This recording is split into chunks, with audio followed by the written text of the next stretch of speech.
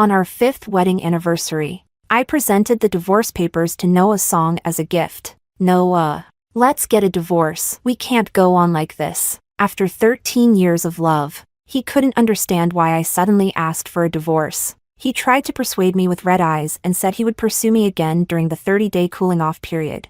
I accompanied him in a series of acts to win me back, and he thought I was finally moved. Little did he know late-arriving feelings are cheaper than grass. Chapter 1. Noah looked at the 5th anniversary gift in front of him, his eyes turning red. With a choked voice, he asked, "Can I know why?"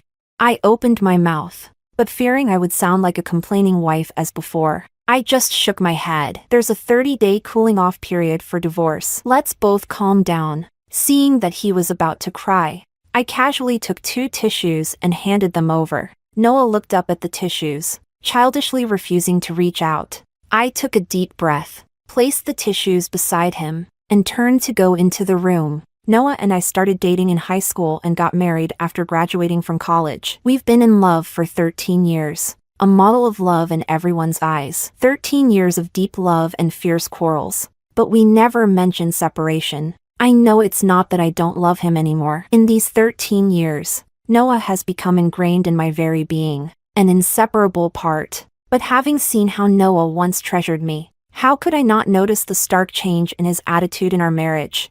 I didn't know if continuing would lead us from love to hate. Born timid and sensitive, I couldn't afford such an ending. The next day, Noah and I went to register for a divorce. Before getting in the car, Noah grabbed me. "Can you give me another chance? Please don't move out during these 30 days. Silently, I withdrew my hand and looked into Noah's eyes. Every time Noah pleaded, his eyes were sincere. I remember every time we fought in college, Noah would look at me with the same sincerity to apologize. Every time, I forgave him. Okay, this time seemed the same yet different. I knew that in these 30 days, Noah would do everything he could to win me back. I couldn't say I wasn't looking forward to it. I was actually very much looking forward to it. What kind of answer would those eternally youthful men present when their marriage was on the brink of collapse?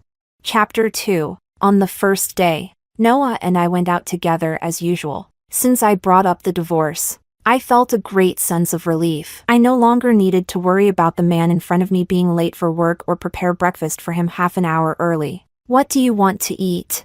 Noah asked me as we stood in front of the breakfast stand, sunlight shining on the tip of his nose. Just like in our school days, he would smile every day while waiting for me at the school gate. In winter, he would thoughtfully prepare hot soy milk and buns. In summer, I could always drink the iced soy milk sold across the street from the school. Such scenes, I never saw again in the days that followed. Noah even forgot to ask me, "Do you want anything?" When ordering milk tea, he would order for himself, then look down at his phone and walk to a seat, leaving me in line behind him. Sometimes, it felt like we were strangers who just happened to be in the same milk tea shop. I stepped past Noah and said to the vendor, "A serving of rice noodles." "To go." "I don't have time. I need to go." "Oh, by the way, I'm having dinner with Hetty tonight. Don't wait for me." The phrase "don't wait for me" was a joke. Since we got married, Noah had never waited for me. If I got home late,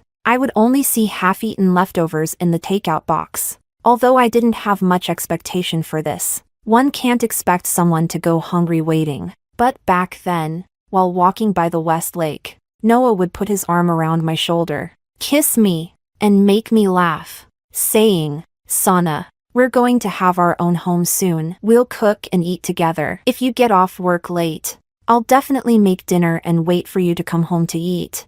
At that time, I believed him. Later, when I no longer believed, I didn't really blame him. But why do promises that can't be kept always turn into sweet talk that leaves lingering thoughts? Suddenly, my hand was grabbed, and Noah looked at me with a face full of grievance. "I'm really going to be late. I don't understand. Why have you suddenly changed?" So it was me who had changed. I found it laughable yet couldn't explain. "Stop it. I'll be late for work. Do you have someone else?" At that moment, the world fell silent. I knew Noah had long wanted to ask this question. During the time we were preparing for the divorce, we hardly shared a bed. His voice carried a hint of pain, and his lowered head made him look pitiful. No, Noah. Besides you, I've never loved anyone else. Chapter 3. I turned away and got into a cab while Noah stood there in shock. After dinner, Hetty and I had just stepped out of the restaurant when I saw Noah's car. Noah got out and waved at me from across the street. He was wearing the gray coat I gave him last year, with a white scarf covering the lower half of his face, revealing his handsome eyes. For a moment, it felt like I was back in college, and he was standing under my dormitory, bringing me the first milk tea of winter. Crossing the traffic, Noah jogged up to me. His cheeks and nose tip were slightly red, and the tear mole on his nose looked like it was stained with blood. His dark eyes had a hint of mist, and his dimples appeared faintly at the corners of his mouth. He took my hand and spoke playfully. I knew you'd be here. This restaurant was one I had been talking about wanting to try 2 months ago, but Noah was busy on a business trip at that time, and later he forgot when he had free time. I never mentioned it again, so he forgot completely. Now, he remembered. Noah smiled and greeted Hetty, who tactfully left. I let Noah hold my hand, his hand not particularly warm. Most of the time, I was the one keeping his hands warm, but I really loved the coolness of his hands. Watching the man ahead of me, my nose tingled with a bit of sourness. In the car, I looked at Hetty's message on my phone, advising me to reconsider, and sighed deeply. Being misunderstood is the fate of people. What Hetty didn't know was that this was the only time in 2 years that Noah had come to pick me up. Even if I got a little tipsy at a dinner party, Noah would only arrange a reliable cab for me. But who can't call a cab? What I wanted was just care. But Noah was busy at home playing video games. Chapter 4. The next day, Noah got up early. I woke up to see a table full of breakfast. Finding it both amusing and bewildering, Noah stood by the table, scratching the back of his head. I didn't know what you wanted to eat, so I bought a bit of everything. I nodded and thanked him. On the 3rd day, Noah sent me a WeChat message. Wife, let's do that thing where we hold each other while leaving the house. He attached a short video and a cute emoji. I had seen this video before. It was quite popular at the time. It was about a couple on the verge of divorce. The female lead suggested that the male lead carry her out every day as a condition, and after completing these routines, they reconciled in the end.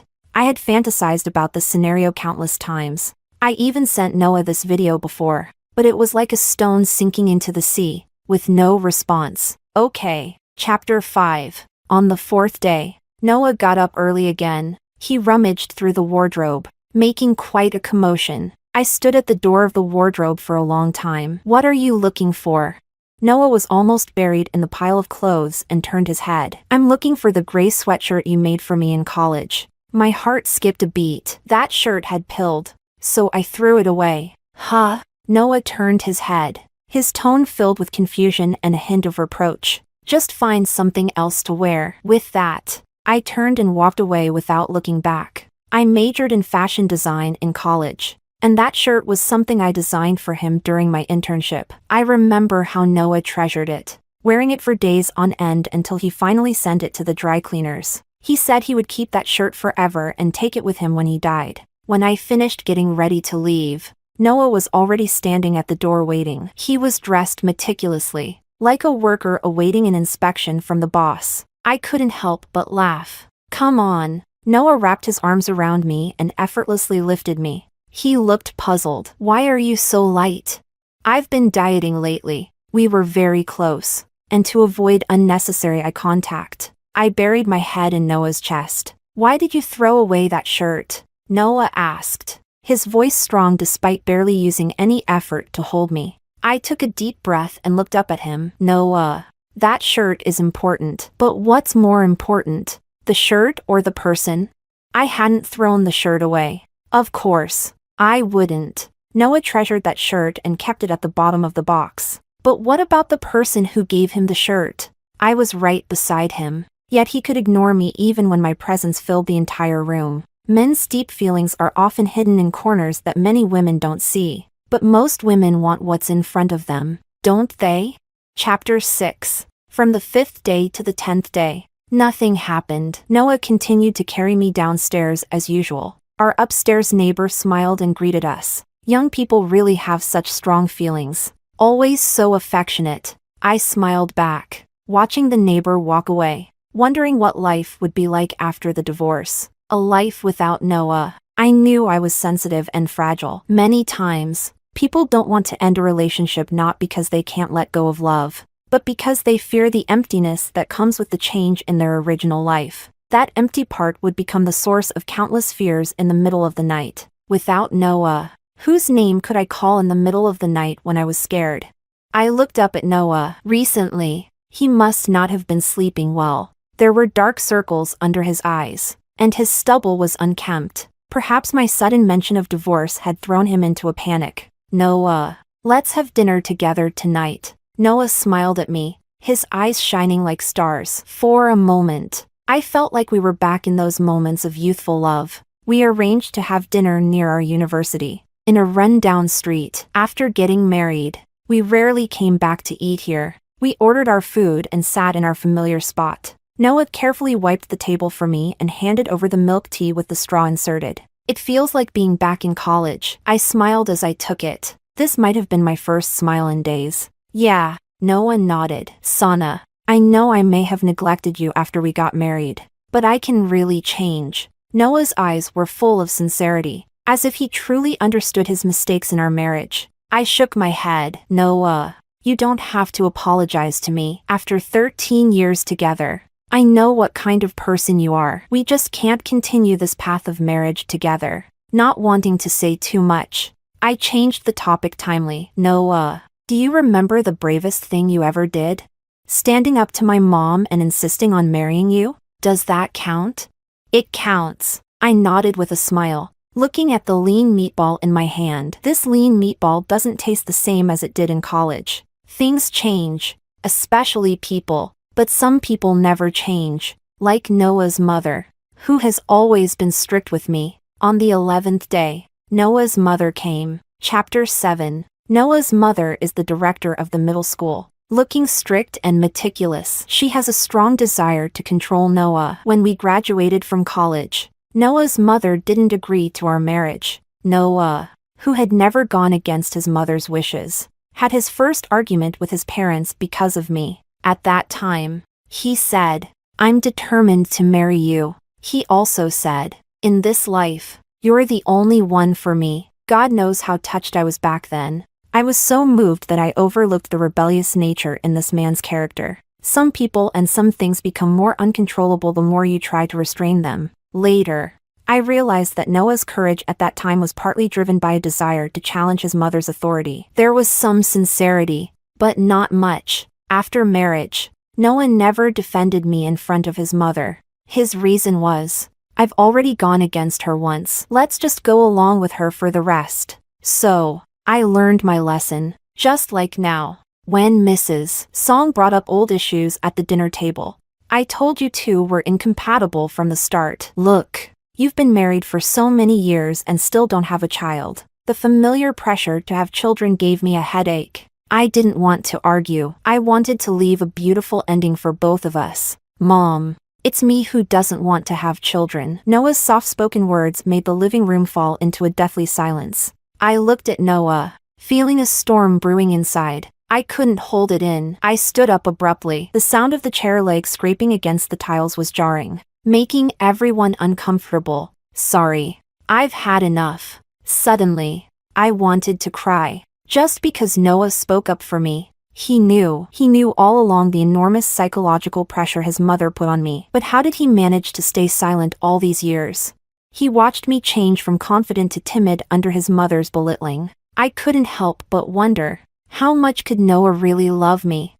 Stop right there. Mrs. Song's voice held a clear note of displeasure. For a moment, I couldn't move. Those teachings ingrained in my blood made it impossible for me to disobey. Chapter 8. I am not cowardly. It's just that for Noah and our home, I have never contradicted Mrs. Song since we got married.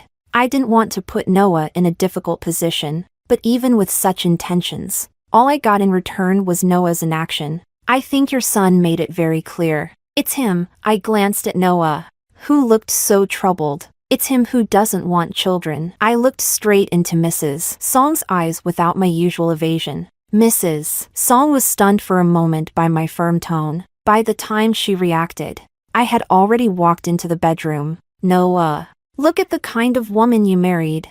I've said all along, she's too headstrong and not suitable for you. But you didn't listen. Mrs. Song, having nowhere to vent her anger, turned to scold her son. I closed the door, shutting out the outside world. In that instant, it felt like I released all my emotions, grievance, unwillingness, even a hint of pain. I slumped to the floor, tears streaming down my face. Whether these tears were for Noah or for myself, I could no longer tell. I only knew that some things seemed to have no turning back. On the 12th day, everything was as usual, except that I spoke even less. I didn't ask Noah about his conversation with his mother yesterday, as if it never happened. On the 13th day, I returned that gray sweatshirt to Noah. Noah looked at the note attached to the sweatshirt. His eyes read, "Take care of yourself." Writing these 4 words was painful for me. I knew it was even more painful for Noah. But we had reached this crossroads, and I could no longer help myself. I had to give my all to save myself from this turmoil. From the 14th to the 19th day, carrying me out each morning didn't seem to change anything. The distance between Noah and me grew even greater. I became increasingly polite to Noah. Just when I thought everything would end as I had imagined, the unexpected happened. Chapter 9. The 20th day was a weekend. When I woke up, it was already 10 o'clock. I walked out of the room but didn't see Noah. I searched everywhere but couldn't find him. I called his phone, but it went unanswered. I suddenly felt a bit panicked. Could he have done something foolish?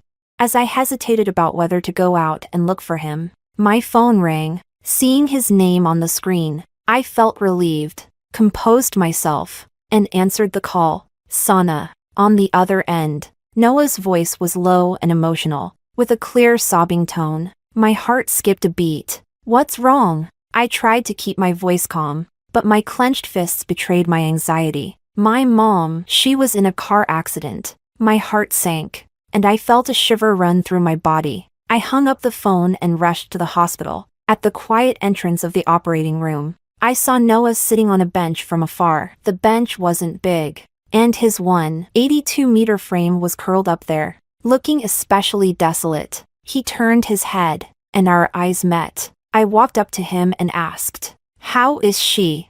Before I could finish, Noah suddenly hugged my waist tightly. He held me and let out a faint sob. I wanted to reach out and touch his head, but my hand froze in midair. After thinking for a moment, I lowered my hand.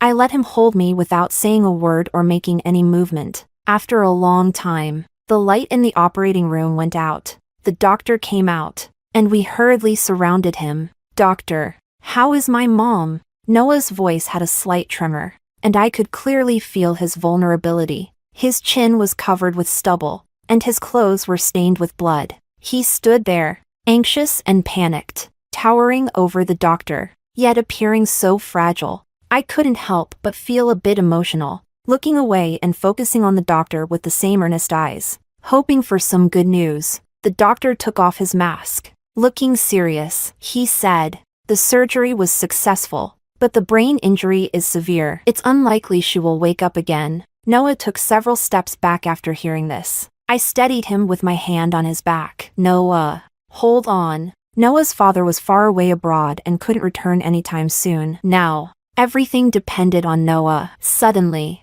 I felt a bit of pity for him. He hugged me and cried. At that moment, he seemed as fragile as a child. Chapter 10. Mrs. Song was transferred to the ICU for intensive care. Noah and I spent our days shuttling between work, the hospital, and home, exhausted like dogs. The whole routine of carrying me out the door every day naturally stopped. The person Mrs. Song hit was still lying in the hospital and had not yet escaped danger. The other party had run a red light on an electric scooter, and Mrs. Song was deemed partially responsible for not observing her surroundings in time, with primary and secondary responsibilities still unresolved and Mrs. Song not yet awake. The situation became very tricky. The family of the injured person came to make trouble multiple times, leaving us even more exhausted. They keep coming to make trouble, and I can't avoid it. "Doesn't your insurance company have any way to handle this?" The primary and secondary responsibilities haven't even been determined yet. So who gave them the right to demand accountability?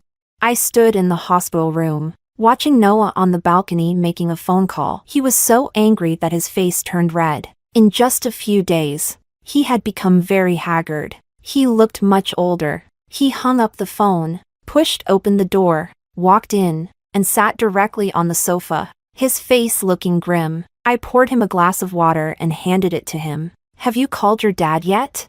Not yet. In such a big matter, do you still plan not to face it?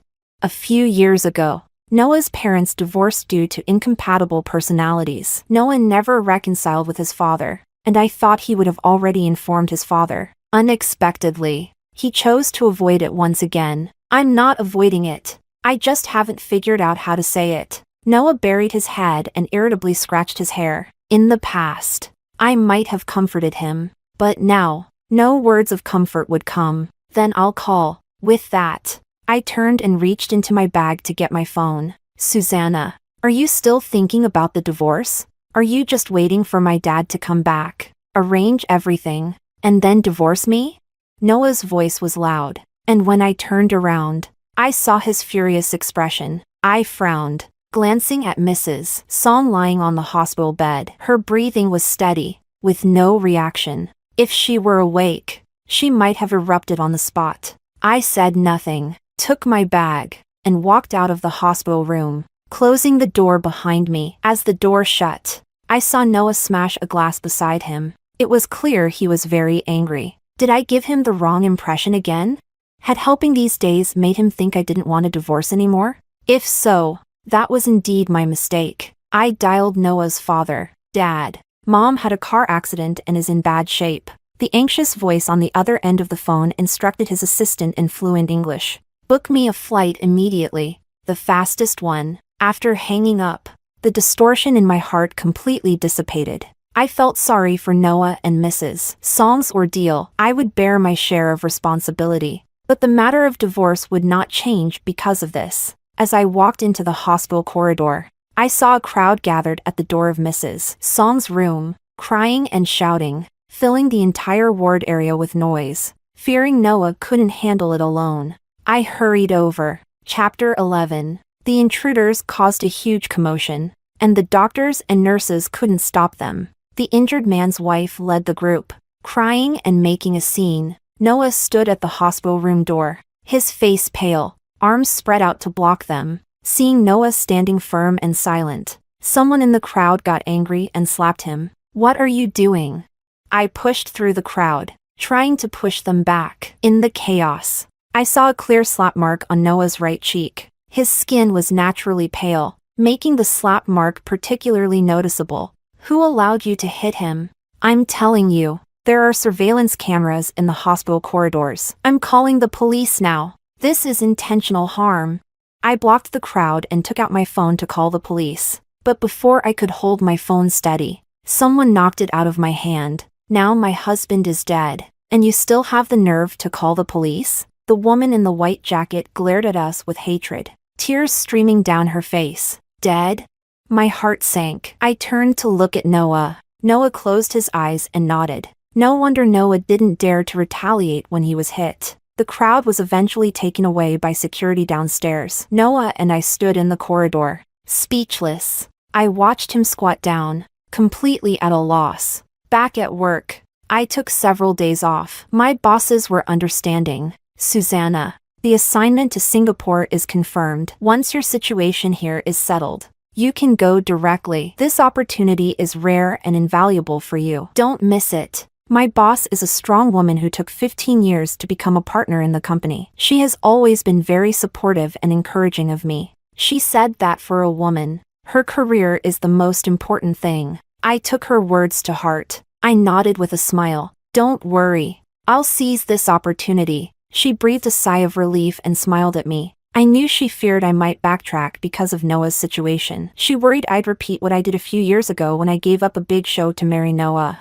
Noah and I had just decided to get engaged when the company had a collaborative design exhibition with C Brand. The boss wanted me to lead the ready-to-wear design, but the date clashed with my engagement. She suggested changing the engagement date. But after discussing with Noah, we refused. The designer who took over the ready-to-wear project later managed the entire US market, becoming a partner in the company. The boss has always regretted that decision, but I have no regrets. Given my mindset back then, I would have made the same choice no matter how many times I relived it. But now, I wouldn't make that choice. Some people love you, but only love you, not the outlet of your soul. That's Noah. Chapter 12. Since getting married, we had countless discussions about our career plans. Whenever he talked about what achievements he wanted to make, I always listened attentively and gave my sincere opinions. I expressed my full support for him.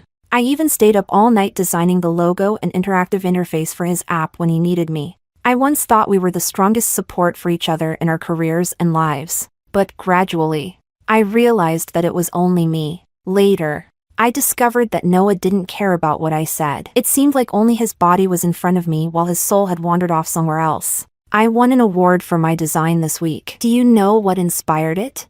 Was it me? Of course not, I said, carrying a plate of fruit to him. I've told you before. It was that couple we met in college. The girl had a red mark on her face, but the boy loved her deeply. How could you forget? We talked about it many times. My voice rose as his eyes finally left the TV, and he turned to hug me. He rested his chin on my shoulder, whining, "Oh, I'm getting old and forgetful. I promise I won't forget next time."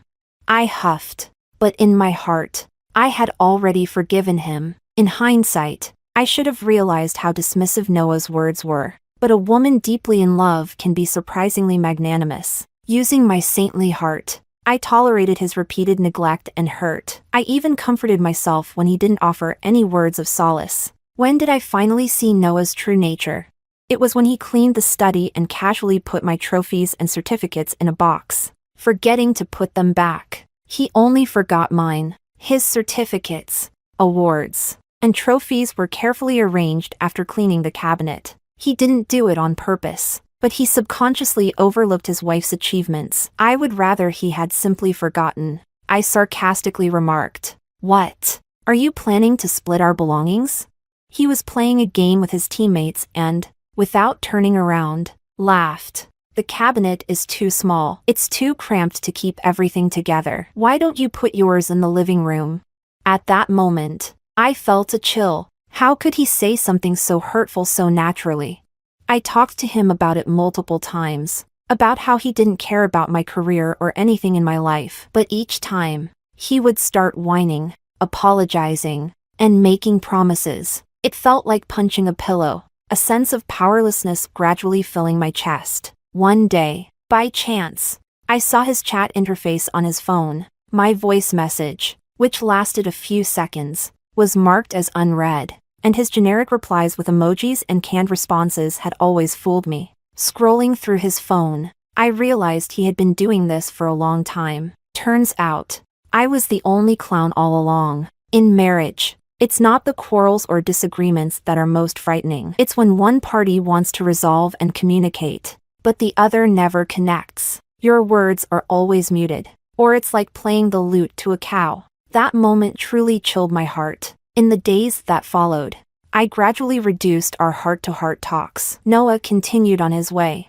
never noticing, but from that time on, I began preparing myself mentally, waiting for the day I could truly let go. I thought it would take a long time, but it seemed to happen on a very calm afternoon. I sat by the lake. The sun was glaring, and the park was quiet. That day, I made up my mind to divorce Noah. I brought it up on our 5th wedding anniversary. Chapter 13. Noah's father returned and took over everything, contacting the insurance company, the police, and the lawyers. The moment he arrived, Noah visibly relaxed, as the burden he had been carrying was once again lifted. Since the other party had run a red light and was driving under the influence, the traffic police determined we were only partially responsible. However, the victim's family kept causing trouble, and Noah's father decided to settle with them for peace of mind, paying nearly $400,000, including medical expenses. The matter was finally settled.